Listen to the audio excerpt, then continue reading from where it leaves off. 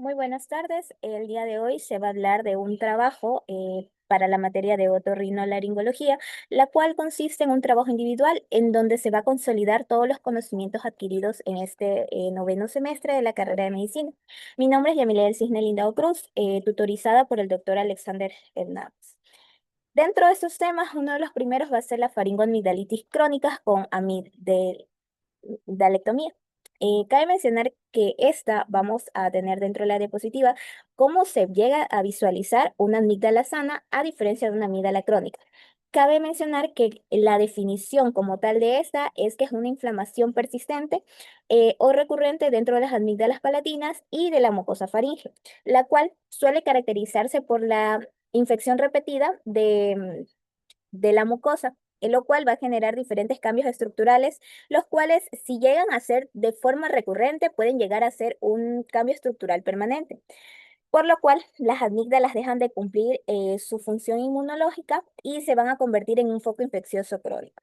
Ahora, algo muy importante que nosotros debemos determinar, como podemos observar en la imagen, es que vamos a encontrar una superficie fibrosa, una inflamación crónica, que es la característica de esta, y por ende, si hay una inflamación, vamos a tener esa infección, lo cual nos va a dar paso a que se genere un tejido hipertrófico. Y las criptas profundas, que también se lo conoce como el calcio. Ahora, si el tratamiento médico no mejora, es en los casos que tiende a utilizarse la amigdalectomía, la cual es la extirpación quirúrgica de ambas amígdalas palatinas. Ahora, dentro de esa anatomía, ¿por qué es importante mencionar? Es importante mencionar porque vamos a saber directamente cuál va a ser la parte afectada. Sin embargo, esta se la va a denominar como el anillo de Waldeyer, dentro de las cuales va a estar conformada tanto por las amígdalas palatinas, las faringes que pertenecen al adenoides, la lingual, y también vamos a tener la presencia del tejido linfoide peritubárico. ¿Cuál va a ser la función como tal?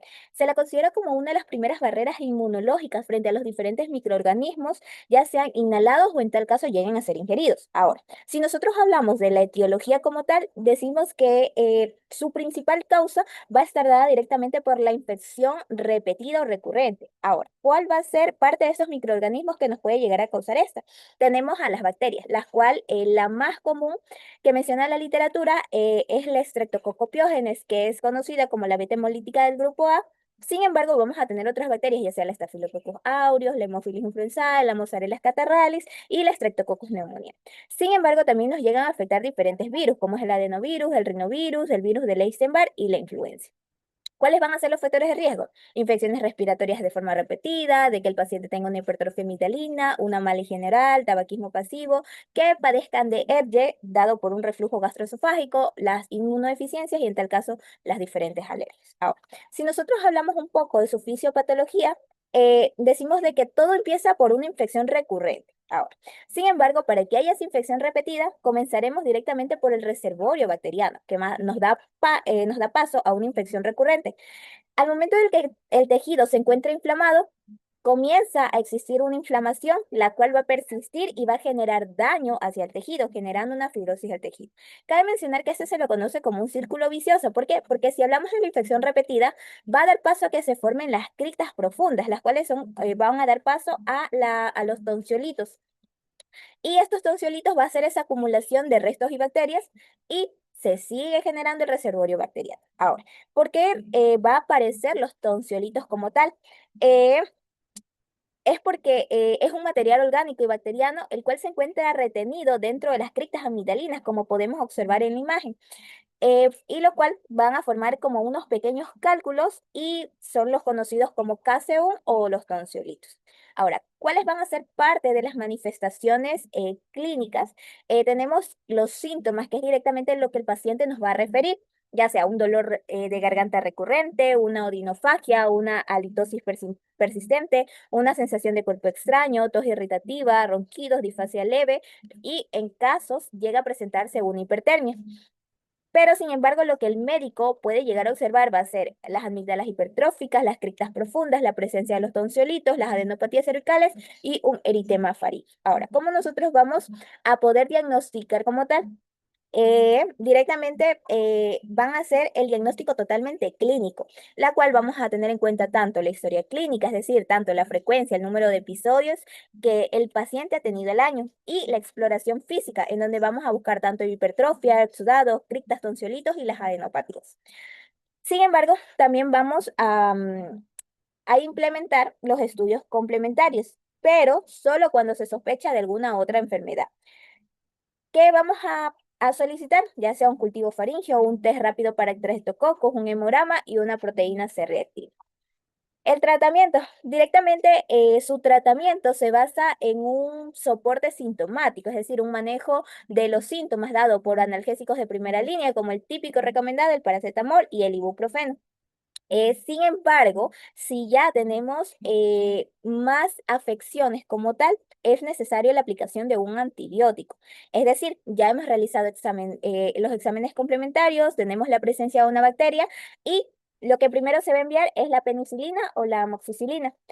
Sin embargo, sabemos de que existen pacientes los cuales van a ser alérgicos a estos compuestos, como es la penicilina o la amoxicilina, se le va a dar acitromicina, claritromicina o la clindamicina. Como tal, el tratamiento médico solamente da paso o soluciona la parte aguda de esta afección, pero en tal caso de que ya exista un daño estructural, ya el tratamiento médico puede llegar a ser obsoleto frente a la hipertrofia y a las criptas profundas que se pueden llegar a presentar. Ahora, dentro del diagnóstico diferencial, nosotros debemos de tener en cuenta que, como ya lo he mencionado, esta enfermedad va a ser crónica y recurrente. Vamos a tener como las características, tanto las criptas profundas y un casión calcificado, que son los tonsiolitos que ya los expliqué anteriormente. Ahora, también debemos determinar o diferenciar como tal la mononucleosis infecciosa. ¿Por qué? Porque esta, a diferencia, ya llega a ser aguda y afecta de forma sistémica, es decir, el paciente nos va a decir que se encuentra muy fatigado. A nivel de exámenes complementarios vamos a encontrar una esplenomegalia y un exudado confluente. Otro de los diagnósticos diferenciales va a ser la difteria, la cual también se considera aguda y ya puede llegar a ser un cuadro grave. Y vamos a tener las características de que se va a presentar las pseudomembranas grisáceas sangrantes. Dentro de un acceso perimidalino también llega a ser agudo y es considerado una urgencia médica, la cual vamos a tener la presencia de un abogamiento unilateral y una úvula desviada. En casos de candidiasis oral, esta, su naturaleza menciona que es una enfermedad oportunista. Y aquí, a nivel del examen físico, vamos a ver las placas blanquecinas desprendibles. Y en tal caso de que se sospeche de un tumor amigdalino, directamente esta ya es una causa maligna y vamos a caracterizarlo por un crecimiento unilateral asimétrico indurable. ¿Cuáles van a ser las indicaciones para llegar a decirle al paciente de que necesita realizarse una amigdalectomía? Los cuales van a ser criterios quirúrgicos conocidos como Paradise, los cuales van a ser que haya tenido 7 episodios en un año o 5 episodios año por 2 años, es decir, 10 episodios totales a lo largo de 2 años o 3 episodios año por 3 años, es decir, 9 episodios durante 3 años. ¿Y cómo vamos a validar cada uno de estos episodios? De que, por ejemplo, deben tener tanto una fiebre mayor a 38,3, presentar adenopatías cervicales, un exudado amigdalino y un cultivo positivo para estreptococo. ¿Y cuáles van a ser otras indicaciones de amigdalectomía? Que presente un acceso periamigdalino recurrente, una hipertrofia con apnea obstructiva del sueño, una sospecha de malignidad, una litosis severa y una disfagia importante. Dentro de esto podemos observar la bibliografía donde fue sacada la información. Ahora, dentro del segundo tema vamos a mencionar la polipoliposis nasal, la cual se la llega a definir como una enfermedad inflamatoria crónica de la mucosa de las fosas nasales y de los senos paranasales, la cual está caracterizada por la formación de pólipos. Estos pólipos se los considera como protrusiones blandas, edematosas y benignas. Cabe mencionar que nosotros debemos diferenciarlos porque no llegan a ser tumores. Dentro de un poco de su epidemiología, se determina que va a predominar en adultos, es decir, en un rango de 30 y 60 años, y es mayor incidente en hombres, y es muy poco frecuente en pediatría. Y como tal, si en tal caso aparece un pólipo en un niño, siempre debemos de descartar la fibrosis quística. Su etiología. La causa exacta aún no se la conoce o no está establecida. Sin embargo, se va a asociar tanto con un asma dado por una inflamación tipo 2 de tipo eosinofílica, una rinitis alérgica, en tal caso, sea de una intolerancia a los AINES, como en el caso específicamente a la aspirina, lo cual se relaciona tanto a fibrosis quística y al tabaquismo, o en tal caso el humo que van a emitir los diferentes vapores que están en nuestro entorno. Y en tal caso la poliposis nasal, que va a ser tanto por una rinoceronositis crónica y una discenesia ciliar primaria. Todo esto en conjunto nos va a dar parte a que se conozca como la triada de Santer. ¿Cuáles van a ser las manifestaciones clínicas? Las manifestaciones clínicas, directamente los síntomas que nos va a decir el paciente, es que uno de los principales síntomas es que va a tener una obstrucción nasal progresiva, una rinorrea, congestión, hiposmia, anosmia, un goteo retronasal, ronquidos y cefalea facial. Pero a nivel del médico, el médico puede llegar a determinar la presencia de una masa gris, lisa, translúcida, no dolorosa y móvil. Pero se preguntarán cómo el médico va a llegar a visualizar esto. El médico debe realizar una rinoscopía, la cual, el diagnóstico, ¿cómo lo va a recibir el médico a este paciente? Hablamos de que el primer paso va a ser un abordaje clínico, el cual vamos a preguntar directamente toda la historia clínica del paciente. El paso 2, dado por una endoscopia nasal, la cual vamos a poder determinar la presencia de cuántos pólipos existen en la cavidad, evaluar el tamaño, cuál es la localización y de cuántos hablamos. Y como tal, la evaluación prequirúrgica que se la hace con una ATA de los senos paranasales, que va a ser un estudio de elección previo a la intervención y para de tal manera determinar cuál es el compromiso anatómico de los senos paranasales. Sin embargo, nosotros debemos también hablar de la clasificación. Vamos a tener tres clasificaciones. El grado 1 va a ser un pólipo pequeño, mínima alteración del flujo de aire. El grado 2 ya vamos a tener una gran parte de la cavidad nasal y como tal existe una obstrucción sintomática, es decir, el paciente ya va a empezar a tener esa sensación de falta de aire. Y el grado 3 la cual va a ocupar directamente toda la cavidad nasal, como podemos observar en la imagen, y ya va a ser como tal una obstrucción total.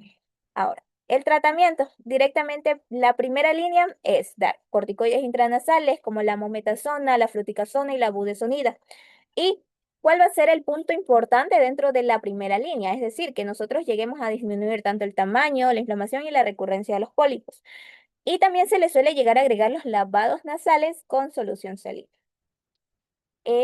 Luego, si ya en tal caso el paciente tiene exacerbaciones agudas, vamos a dar los corticoides orales como la prednisona, pero por pocos días por su riesgo de toxicidad. Y como tal, ya luego de esto, en casos graves o los casos refractarios, vamos a directamente a tratar con biológicos como la duplimumab, la omalizumab o la mepolizumab. Y si en tal caso ya el tratamiento médico no llega a ser suficiente, se da paso al tratamiento quirúrgico. Y como tal, ya es cuando, por ejemplo, el paciente va a tener una obstrucción severa, una sinusitis recurrente y diferentes complicaciones. Ahora, se realiza una cirugía endoscópica funcional de los senos paranasales. ¿Y cuál va a ser el objetivo? Es totalmente retirar los pólipos, restaurar la ventilación.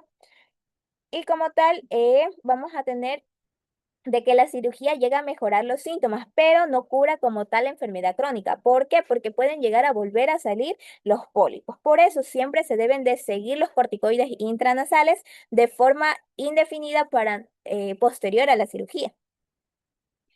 ¿Cuál va a ser el diagnóstico diferencial? Como tal, les había mencionado que la poliposis nasal va a ser inflamatoria, bilateral y no causa dolor, pero sin embargo va a tener otra sintomatología. Tenemos también la hipertrofia de los cornetes, la cual es parte como estructural, el papiloma invertido, el cual va a ser una neoplasia benigna y también puede llegar a ser potencialmente maligno. El angiobroma juvenil, el cual va a causar tanto daño vascular, va a causar hemorragias y es característico en adolescentes masculinos. El meningocele, el cual puede llegar a ser congénito, hernia de meninges y en tal caso los tumores nasales que pueden ser neoplásicos y destructivos. Encontramos igual la bibliografía de esta información. Como tercer tema, tenemos la otitis media aguda, la cual se va a definir directamente por la presencia de un líquido o se la caracteriza como una infección aguda del oído medio, la cual vamos a tener la presencia de ese líquido o un derrame específicamente en la cavidad timpánica, la cual va a estar asociado a signos y síntomas de inflamación, donde vamos a tener una membrana timpánica abombada, eritema, dolor agudo y fiebre. Y una infección persistente del oído medio dada por bacterias como la Haemophilus influenzae o diferentes virus. Ahora, esta como tal es un diagnóstico clínico que requiere tanto la presencia simultánea de líquido, como lo había mencionado, en la cavidad timpánica, y una inflamación aguda más una infección. Un poco de la anatomía, tenemos el oído externo, el cual va a estar afectado, puede llegar a estar afectado desde el pabellón auricular, el conducto auditivo. Sin embargo, se centra directamente en el oído medio, ya sea por su membrana timpánica, la caja timpánica y los huesecillos. Y como tal, ¿cuál es la función de la trompa de Eustaquio? ¿Cuál es el sistema de ventilación? Tenemos ventilar el oído medio, igualar la presión con el ambiente, drenar secreciones hacia la nasofaringe y proteger frente al reflujo de las secreciones. ¿Cuáles van a ser los factores de riesgo? Cabe mencionar que esto los podemos subdividir tanto en factores no modificables como en factores modificables. Los no modificables directamente la edad. ¿Por qué? Porque llega a afectar a menores de 2 años la anatomía, es decir, por la misma rango de edad, las inmunodeficiencias, las malformaciones craneofaciales y la hipertrofia adenoide. Y los modificables, que van a ser las guarderías, los cuales se consideran como lugares de hacinamiento, una lactancia artificial, tabaquismo pasivo, uso prolongado de chupón, infecciones respiratorias recurrentes. ¿Cuáles van a ser la etiología? Directamente las bacterias va a ser la causa principal, dentro de las cuales tenemos el Streptococcus pneumoniae, el Haemophilus influenzae, la Moxarella catarrhalis y los virus, los cuales destacan el virus sincitial respiratorio, la influenza, el rinovirus y el adenovirus. ¿Cuál va a ser la fisiopatología de esto? Vamos a tener una infección viral respiratoria, la cual al persistir esa infección va a generar una inflamación de la nasofaringe, lo cual hace que genere un bloqueo mecánico, es decir, se da una disfunción o un cierre de la trompa de Eustaquio, lo cual al existir un bloqueo va a generar una presión negativa en el oído medio. Como tal, ¿qué va a suceder en el oído medio? Se va a generar una sobreinfección bacteriana del líquido, la formación de pus, aumento drástico de la presión positiva y un dolor intenso y abombamiento del tímpano. Las manifestaciones clínicas características, la letargia intensa, la fiebre, irritabilidad, llanto inconsolable, disminución de la audición, vómitos y rechazos del alimento. ¿Y qué pasa si en tal caso el paciente ya tiene una perforación a nivel del tímpano? Va a existir una otorrea que va a ser la secreción de pus líquido, la cual se encuentra acompañada de un dolor por la liberación mecánica de la presión. ¿Cuál es el diagnóstico se hace directamente con la otoscopía, la cual vamos a poder determinar tanto la posición, es decir, de que vamos a presentar un abombamiento timpánico, el color dado por la membrana timpánica eritematosa, vamos a determinar qué tipo de contenido vamos a tener, que es la presencia de derrame detrás del tímpano, y la luz, que es la pérdida del reflejo luminoso normal. Dentro de esto, ¿cómo nosotros vamos a determinar? Esto es un tímpano normal. Vamos a tener una posición neutra, un color translúcido, movilidad presente y normal, un reflejo luminoso presente. Sin embargo, si hablamos de una otitis media aguda, hablamos de un abombamiento en la posición, de un color rojo, una movilidad disminuida o ausente y un reflejo luminoso, tanto perdido o en tal caso llega a estar distorsionado.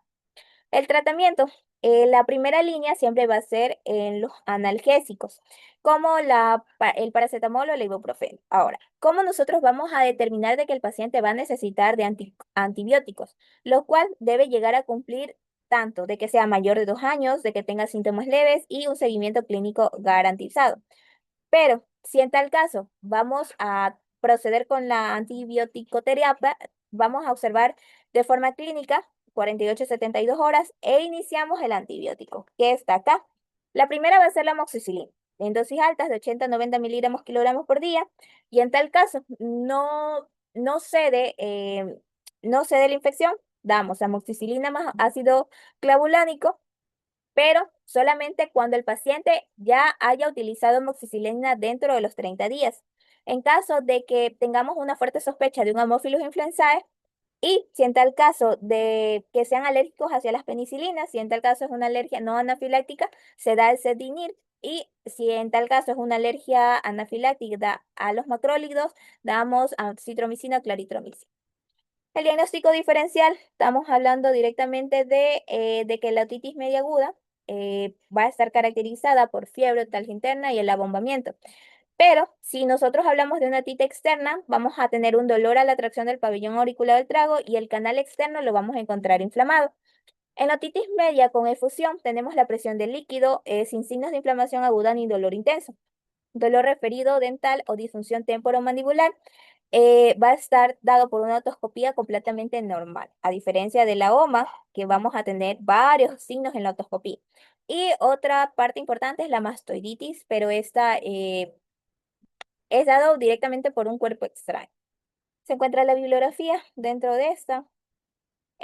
Otro de los temas tenemos la otitis externa difusa, la cual se caracteriza por ser una inflamación infecciosa del conducto auditivo externo, la cual va a llegar a comprometer la piel y el tejido subcutáneo. Esta se la conoce como el oído de nadador por la característica particular es que llega a aparecer luego de una exposición repetida hacia el agua.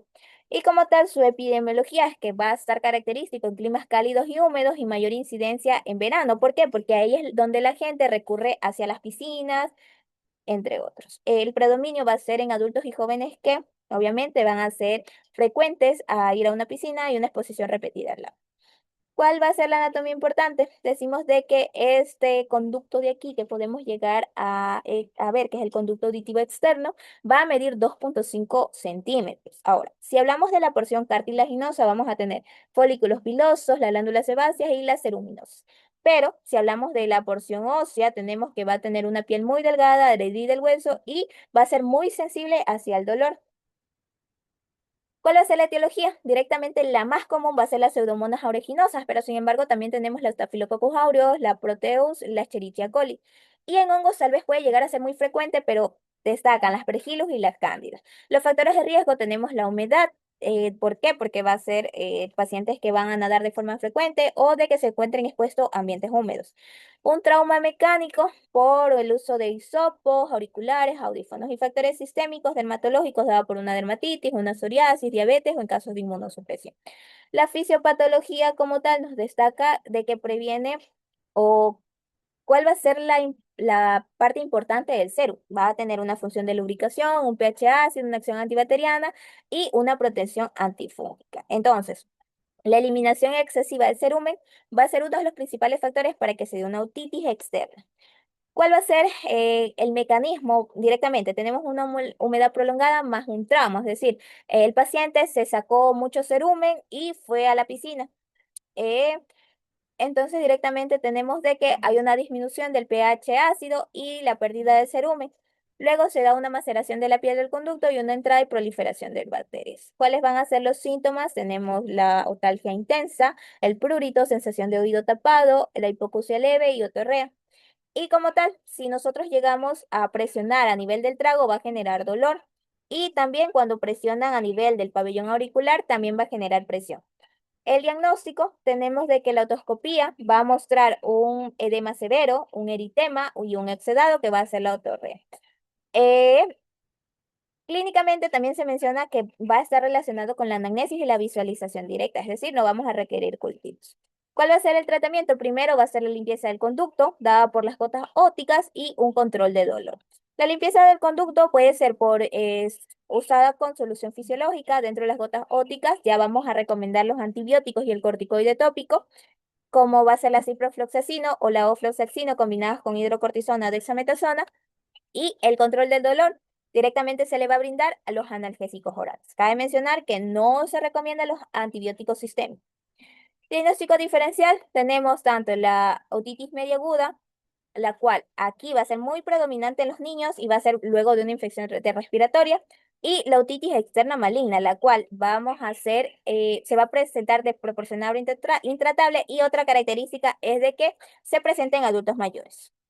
La bibliografía, otro de los temas tenemos la faringoamigdalitis complicada, donde se determina como o se define como la evolución desfavorable de una faringoamigdalitis aguda, la cual se menciona de que esta puede llegar a ser bacteriana, es decir, va a ser dada primero por una aguda, dada por una infección repetida bacteriana y luego se convierte en una complicada, en donde ya la afectación de la amígdala va a producir daño local o sistémico. Y como tal, la mayoría o la gran parte está relacionado con el estreptococo piógenes, que es un estreptococo beta hemolítico del grupo A. Los factores de riesgo tenemos los iatrogénicos, es decir, dados por un tratamiento antibiótico inadecuado, como les había mencionado. Si ya tenemos una aguda, se va a llegar a utilizar antibióticos, pero si no llegan a ser utilizados de forma correcta, vamos a generar una complicada. Y como tal, también el diagnóstico tardado. Y sin embargo, riesgos del huésped, que sea inmunosupresor, que tenga diabetes mellitus, una mala higiene bucal y infecciones recurrentes. Un poco de la anatomía, directamente que vamos a tener que esas amígdalas palatinas se encuentran tanto en un pilar anterior y en un pilar posterior. Dentro de esto tenemos un espacio periamidalino, la cual es la más frecuente dentro de esta patología, y el espacio parafaringio y el retrofaringio. Un poco de etiología, como lo había mencionado, la primordial va a ser la estreptococopiógenes del grupo beta hemolítico del grupo A. Este es uno de los principales, sin embargo, también destacan los Staphylococcus aureus, la Streptococcus pneumoniae, Haemophilus influenzae, los cuales va a ser como característica. Y los anaerobios ya son más comunes en caso de la presencia de los abscesos.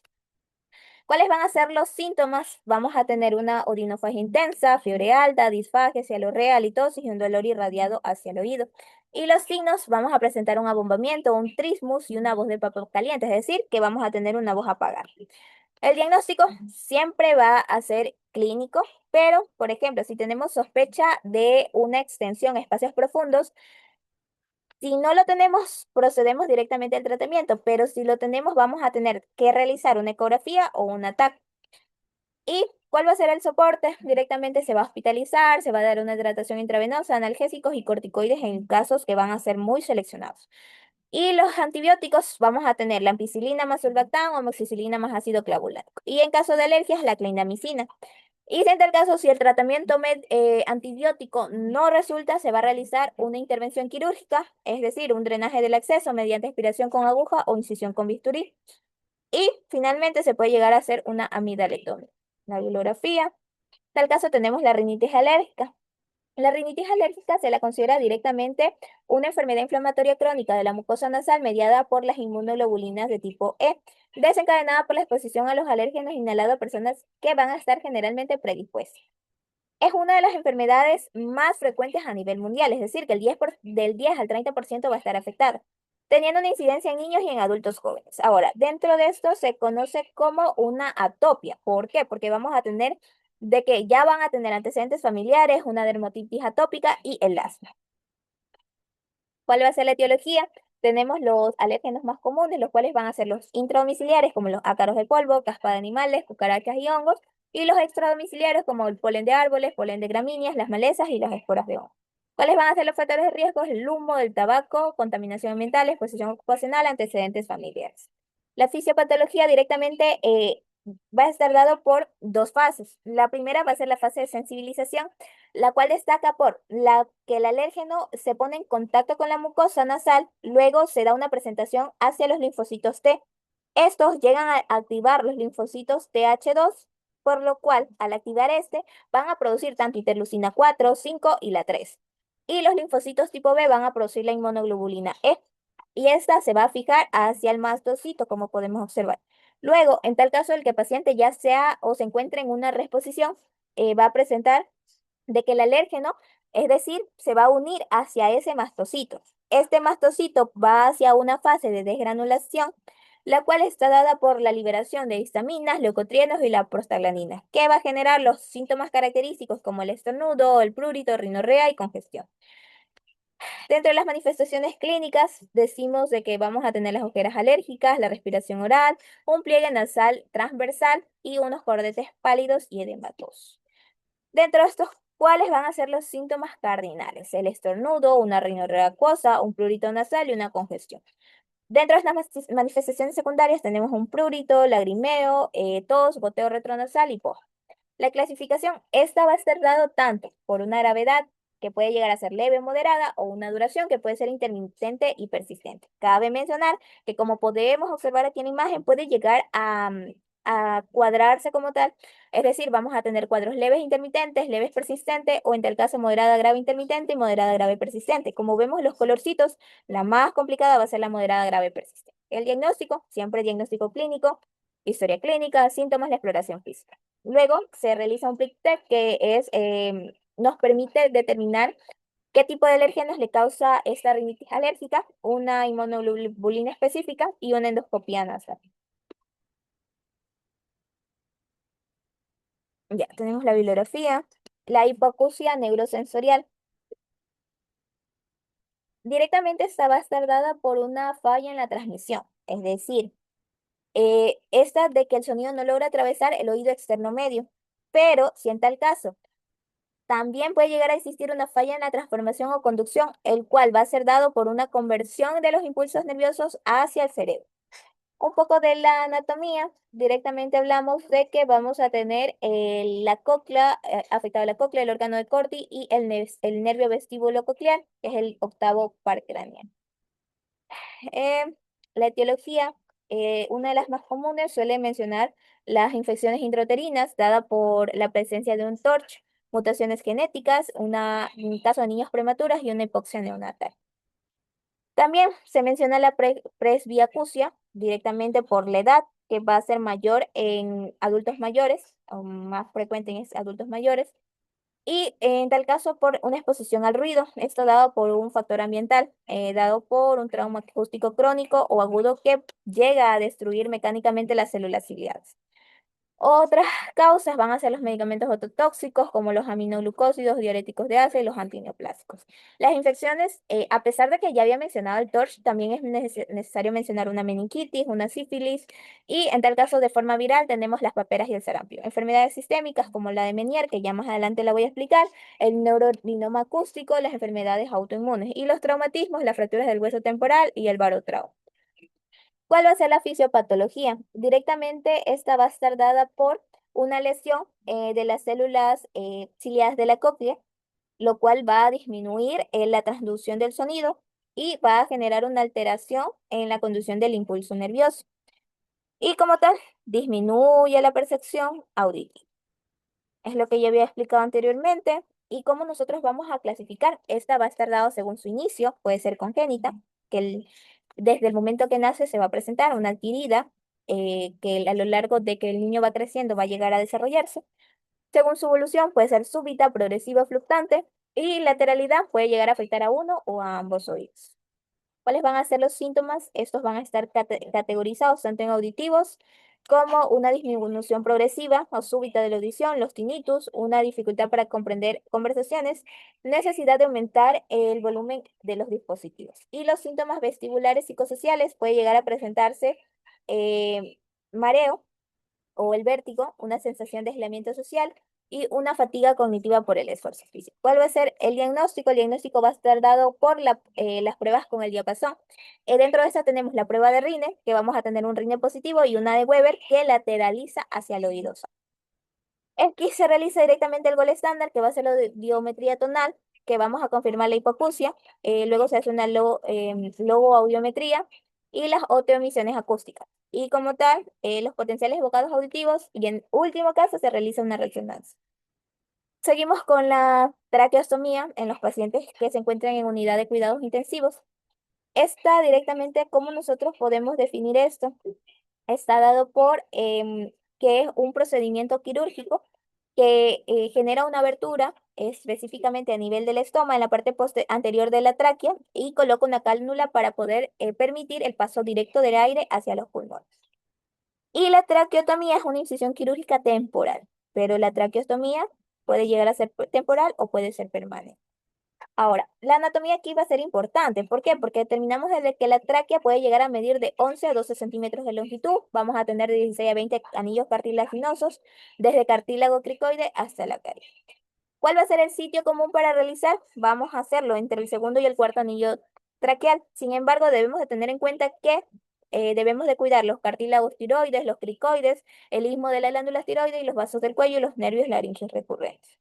¿Cuáles van a ser las indicaciones en UCI directamente? La más común va a ser la ventilación mecánica prolongada. Luego le va a seguir un destete difícil del ventilador, la obstrucción de la vía aérea superior, los traumatismos faciales, los tumores de cabeza, secreciones abundantes, protección de la vía aérea y las enfermedades neuromusculares. ¿Cuáles vamos a ser los tipos de traqueostomía? Tenemos la quirúrgica abierta, que se realiza en un quirófano, y esta va a estar indicada en casos de anatomía cervical difícil. Y como tal, ¿cuál va a ser la de elección? En estos pacientes tenemos la que va a ser realizada al pie de la cama, no tiene menor tiempo de procedimiento, es un menor costo y una recuperación más rápida. ¿Cuáles van a ser las complicaciones? Tenemos unas inmediatas que van a ser una hemorragia, neumotoras, lesión de esófago de los grandes vasos y en tal caso puede llegar a presentarse una falsa vía aérea. Dentro de las tempranas tenemos la obstrucción por secreciones, infección del estómago, enfisema y un desplazamiento accidental. Y las tardías, una estenosis, fístulas y una dificultad al momento de la decanulización. La bibliografía. La enfermedad de Meniere, directamente, esta se caracteriza por un trastorno crónico, eh, un trastorno crónico del oído interno por aumento del volumen endolinfático, el cual va a ser caracterizado por episodios recurrentes tanto de vértigos espontáneos, de una hipoacusia neurosensorial, de un tinnitus y una plenitud óptica. Esto se lo va a conocer como los hidros endolinfáticos. Un poco de la anatomía, decimos de que directamente va a estar dado por el laberinto óseo, el oído interno como tal. ¿Y dónde va a afectar? En el laberinto membranoso. Tenemos de que va a estar afectado directamente la endolinfa. Un poco de la fisiopatología, decimos que a nivel de la endolinfa y de la perilinfa, aquí vamos a tener niveles de electrolitos. En la endo tenemos un potasio y aquí va a generar el hidros endolinfático que lo mencioné anteriormente. Y en la perilinfa, aquí va a generar o una mezcla con la endolinfa en tal caso de que exista una ruptura de las membranas y caracterizado por la presencia de sodio. Como tal, disminuye el drenaje, acumula líquido, aumenta la presión y va a generar una distensión y disfunción. Y como tal, puede llegar su complicación a ser una ruptura de membranas, lo cual genera una mezcla de tanto de la endolinfa y la perilinfa y van a generar ese choque de los electrolitos.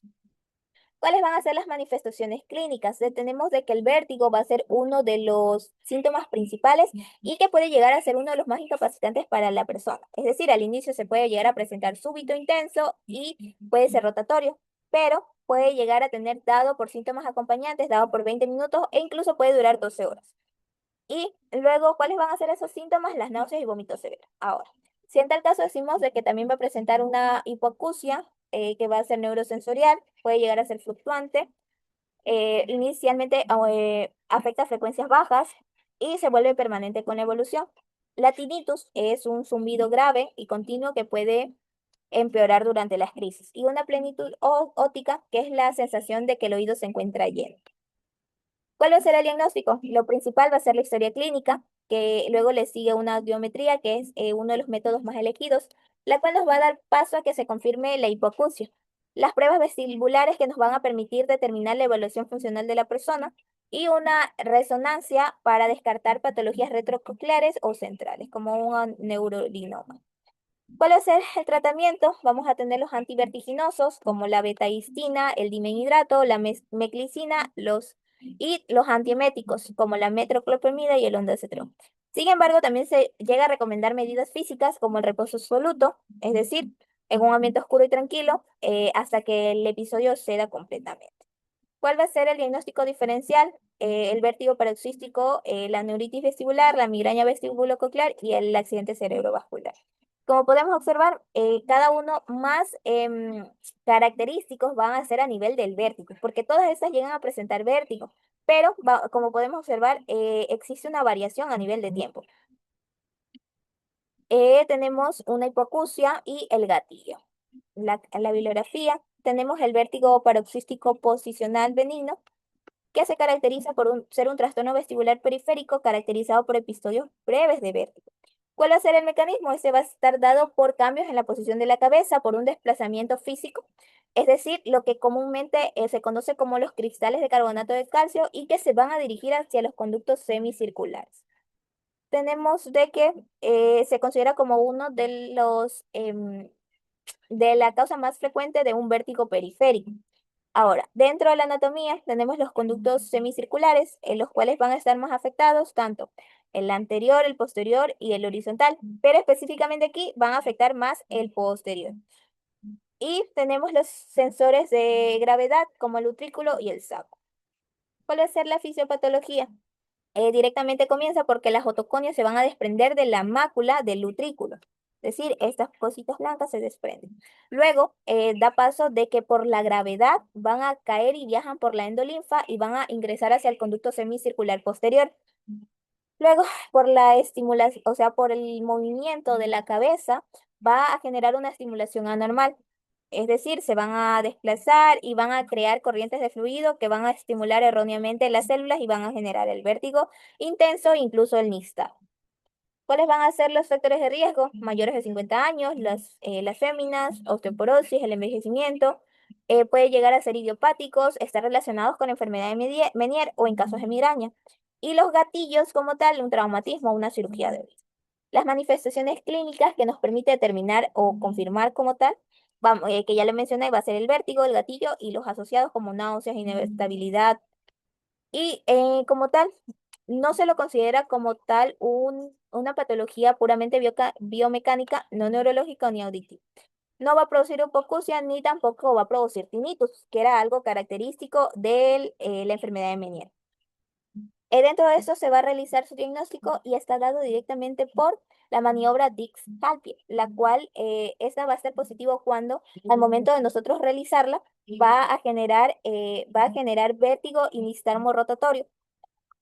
Eh, ¿Cuál va a ser el tratamiento? Entonces, si nosotros ya presentamos, como les he mencionado, tenemos el más afectado a nivel posterior, el conducto posterior, y tenemos un positivo de discalcia. ¿Cuál va a ser el tratamiento? Va a ser la maniobra de Play o la maniobra de Semo. La maniobra de Play va a ser de que consiste en movilizar las otocanias desde el conducto semicircular. Aquí está directamente cuál va a ser esta maniobra de Play que va a hacer paso a de que las otoconias o los cristales, como ya había mencionado, regresen a su posición. La bibliografía, tenemos la otoesclerosis, la cual directamente esta la menciona como parte de que va a afectar a la cápsula ósea del oído interno, especialmente del estribo, produciendo fijación de la cadena osicular. Como tal, mecanismo, remodelación ósea normal que produce fijación genética hormonal un poco de la anatomía, vamos directamente a determinar qué va a afectar a nivel de la cadena de los huesecillos, afectando la cadena osicular. El estribo, el más afectado, y como tal la esta esclerosis anula el sistema al soldar el pisón, lo cual impide la transferencia de energía. ¿Cuál va a ser el perfil clínico? Va a afectar directamente jóvenes de 20 a 40 años y prevalente en personas de raza caucásica. Herencia autosómica dominante con penetrancia incompleta, predominio femenino y el embarazo. La fisiopatología directamente va a estar dada por una remodelación ósea anormal, una formación de hueso esponjoso inmaduro, lo cual va a dar paso a de que se genere a nivel de la ventana oval. Tenemos el bloqueo mecánico, el cual va a dar como tal el hueso esponjoso, va a atrapar y va a ser la causa de fijación progresiva del estribo y una consecuencia clínica. Las manifestaciones clínicas vamos a tener una hipoacusia progresiva, un tinnitus y un vértigo leve. Esta va a estar caracterizada por la presencia de una paracusia de Willis, la cual es de que el paciente puede llegar a referir escuchar mejor en ambientes ruidosos. Y como tal, puede ser muy sugestiva para esta patología. ¿Cómo nosotros vamos a determinar directamente por la otoscopía y por la presencia del signo de Starwas? Directamente tenemos la membrana timpánica, vamos a tener de que va a ser completamente normal y a nivel del signo de Starward tenemos de que se va a presentar una coloración rojiza a través del tímpano translúcido y causado por una marcada hipervascularización del hueso. En el diagnóstico también tenemos la impedanciometría, la cual va a dar paso a la disminución o ausencia del reflejo estapedial. Y también se menciona la TAC, la cual va a permitir identificar tanto la ubicación y la extensión de los focos de otoesclerosis. El tratamiento directamente puede llegar a ser quirúrgico, como va a ser con la estapedotomía, que va a ser considerado como uno de los tratamientos de elección. Eh, Como tal, se la considera como parte de una técnica antigua, pero se utiliza poca frecuencia actualmente. Y un manejo conservador es el uso de los audífonos. Tenemos la bibliografía, la tímpanoesclerosis, tenemos de que va a ser la calcificación y la fibrosis de la membrana timpática, específicamente afecta solo al oído medio y puede ser como consecuencia directa de procesos inflamatorios crónicos. Como tal, no se la considera como una enfermedad primaria del hueso, sino que va a ser parte de una cicatrización patológica de los tejidos blancos. Su etiología va a ser de que va a ser infeccioso porque se encuentra una inflamación persistente. Vamos a tener tanto la presencia de un paso de una otitis media o una recurrente. Ahora, si hablamos de un origen traumático, tenemos la colocación de tubos de ventilación, perforaciones timpánicas previas y cirugías de oído. Dentro de un poco de su fisiopatología podemos mencionar de que existe una inflamación repetida, luego se degenera, ¿por qué? Por la presencia de un desgaste y daño al tejido conectivo original. Tenemos un depósito de colágeno dado por una respuesta fibrótica, se calcifica, genera un endurecimiento progresivo de la matriz celular y la formación de placas. Tenemos que, por ejemplo, a nivel de oído sano, como podemos observar, tenemos la transmisión acústica eficiente, pero cuando ya tenemos una tímpanoesclerosis, hablamos de una barrera rígida calcificada y por lo tanto va a generar ese rebote de las ondas sonoras, generando una hipoacusia conductiva y una sensación de oído tapado. Como ya había mencionado, primeramente se va a dar un depósito del colágeno más la calcificación, generando esa rigidez timpánica y la disminución de la movilidad de los huesecillos, generando la hipoacusia. ¿Cuáles van a ser las manifestaciones clínicas? Tenemos de que pueden llegar a ser asintomáticos, es decir, pueden llegar a presentar las placas, pero no hay un déficit funcional y aquí sí necesitamos la presencia de una otoscopía. Pero si el paciente ya tiene síntomas, va a presentar una hipoacusia conductiva notable y va a tener esa sensación de oído tapado. Va a requerir exámenes complementarios como la audiometría y una TAC. Dentro de su diagnóstico, hablamos directamente que puede darse paso por la visualización de placas mediante otoscopía, que va a ser más evidente y vamos a encontrar las placas blancas anacaradas sobre la membrana timpánica.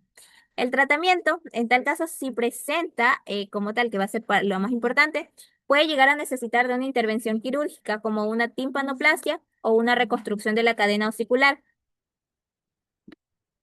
Ya, en tal caso tenemos por último la laringotraqueitis aguda. Como tal, tenemos de que se la menciona como parte de, como un crudo viral, o es una, así se lo llega a conocer, conocida definida como una infección viral aguda de la laringe e incluso de la tráquea, y fundamentalmente el de la región subglótica. Esta es una causa de la, más frecuente de estridor agudo en pediatría. Y la región subglótica, ¿por qué va a estar afectada? Porque pues, es la parte más pequeña o más estrecha de la vía aérea infantil y va a generar edema. La etiología, el principal que va a afectar va a ser el virus para influencia tipo 1, luego le sigue el tipo 2, el tipo 3, el virus sincitial respiratorio y la influencia tanto tipo A y B, como también el adenovirus y el coronavirus. Dentro de la fisiopatología destaca de que vamos a tener una infección viral inicial, tenemos una inflamación de la mucosa laringea, un edema subglótico, como ya lo había mencionado anteriormente, la cual va a ser ese estrechamiento del cuello de botella, una disminución de calibre de la vía aérea y por ende, al haber esta disminución, va a generar un aumento de la resistencia al flujo y una aparición clínica de estridor y dificultad respiratoria. Las manifestaciones clínicas, el paciente nos va a referir una tos perruna o también conocida, o les saben mencionar una tos en ladrido de foca, un estridor inspiratorio o una disfonía ronquera. En el día pueden ser síntomas inespecíficos de resfriado común y de fiebre baja, pero en la noche puede ser de forma abrupta de los síntomas respiratorios. Dentro de la exploración, nosotros vamos a observar de que a nivel del tórax y del cuello van a hacer el uso de músculos accesorios y tiraje. En la vía aérea superior vamos a escuchar un estridor inspiratorio audible. En la caja torácica presentamos una taquiña. Y como tal, ¿cuál va a ser uno de los principales casos que nosotros decimos ya es grave? Hablamos de que ya el niño se va a presentar cianótico y va a disminuir su nivel de conciencia por la baja presencia de oxígeno en el cerebro. Su diagnóstico siempre va a ser clínico, y como tal no se suele recomendar estudios de rutina. Sin embargo, se suele llegar a pedir una radiografía para descartar algún tipo de otra enfermedad y como tal, que nosotros vamos a determinar? Vamos a determinar el signo de aguja, el cual va a ser ese estrechamiento subglótico y va a ser con una proyección antero-posterior. Su tratamiento, es decir, ya diagnosticamos el CRUD, vamos a iniciar directamente con dexametasona, ya sea vía oral, vía intramuscular o vía intravenosa. Debe el paciente estar en un ambiente tranquilo y siempre mantenerlo hidratado. Ahora, si nosotros vemos de que puede ser un CRUD leve, un moderado grave o en tal caso puede llegar a ser insuficiente, generar una insuficiencia grave. Si es leve, lo mandamos a la casa con líquidos vía oral, con un tratamiento vía oral. Sin embargo, si ya presenta gravedad, le vamos a añadir la adrenalina nebulizada, como la epinefrina, la vasoconstricción rápida, que va a disminuir el edema, requiere observación por recurrencia y oxígeno si ya vemos de que el niño está cianótico o de que está hipoxémico. Y si ya directamente vemos que el niño está totalmente cianótico, perdió la conciencia, directamente vamos a preparar el protocolo de intubación. El diagnóstico diferencial de esto es que vamos a tener tanto con una epilotis y una aspiración de cuerpo extraño. ¿Cómo vamos a diferenciar? Directamente por el inicio. Si hablamos de una epilotis va a ser súbito y tóxico y la aspiración también va a ser súbito, a diferencia del CRUD que va a ser gradual. La clínica principal en la epilotis va a ser el babeo y no va a presentar tos. Y en la aspiración de cuerpo extraño vamos a tener una simetría escultatoria pulmonar. En la radiografía, aquí muy importante en el CRUD, que vamos a presentar el signo de la aguja y el signo del pulgar en la epilotis y en la aspiración de cuerpo extraño tendremos un atrapamiento aéreo focalizado. Tenemos la bibliografía y agradecer por su atención.